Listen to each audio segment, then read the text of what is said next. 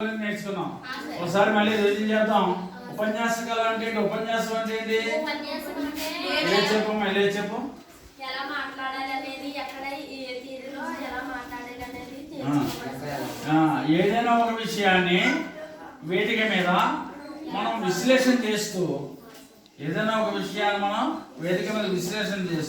స్వతంత్రమైనటువంటి భావాలతో సుదీర్ఘంగా అనర్గళంగా ఒక విషయం మీద మాట్లాడడాన్ని మనం ఏమంటాం? ఉపన్యాసం అంటాం. కళలు చాలా రకాలు ఉన్నాయి. ఈ కళల్లో ఉపన్యాస కళ అనేటువంటి ఒకటి. ఇప్పుడు మనం ఇక్కడికి వచ్చి మనం ఎంతమంది మాట్లాడగలం?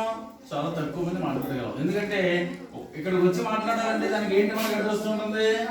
భయం, సభాకంపం. కాబట్టి ఆ సభాకంపం అనేటువంటిది విద్యార్థి దశలో ఎవరికి ఉండకూడదు అనేటువంటి ఉద్దేశంతోనే మీకు ఈ పాఠం నేర్చుకోవడం అనేటువంటిది. ఇప్పుడు ముందుగా రచయిత పరిచయం. ఎవరు రాస్తారు ఈ పాఠాన్ని? వాసిరెడ్డి. ఎక్కడ జన్మించారు?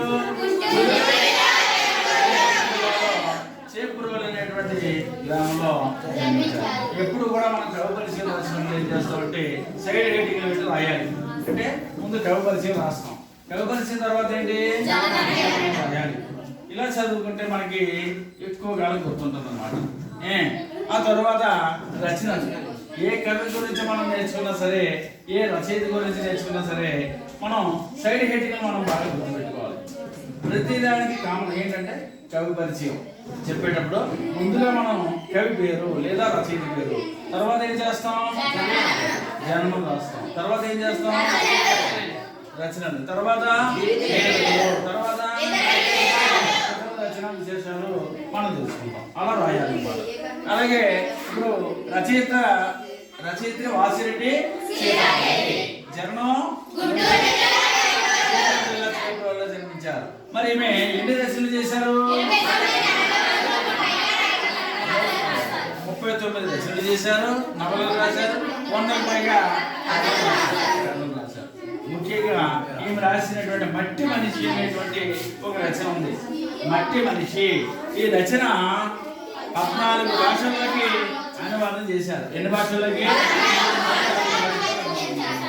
అలాగే దీన్ని ఎవరు పిలుస్తారో తెలుసా? ఆంధ్ర పెర్ల పక్కనే పిలుచుకుంటారు అన్నమాట. ఇలాగా ఇక ఇతర రచన విశేషాల దగ్గరికి వచ్చేసరికి మనం ఏం గుర్తుపెట్టుకోవాలి? 2 పాయింట్లు మనం ముఖ్యంగా గుర్తుపెట్టుకోవాలి. ఒకటి ఏంటి? జవహర్ బాలభవన్ డైరెక్టర్ గా ఈయన పనిచేశారు. అలాగే ఆంధ్రప్రదేశ్ సాహిత్య అకాడమీ సభ్యులుగా చాలా కాలం ఈయన పనిచేశారు. కాబట్టి ఈ కవి పరిచయంలో మీరు ఈ పాయింట్ కానీ రాస్తే 4కి 4 మార్కులు వస్తాయి. అందరూ కూడా ఈ కవి పరిచయాన్ని నేర్చుకోవాలి.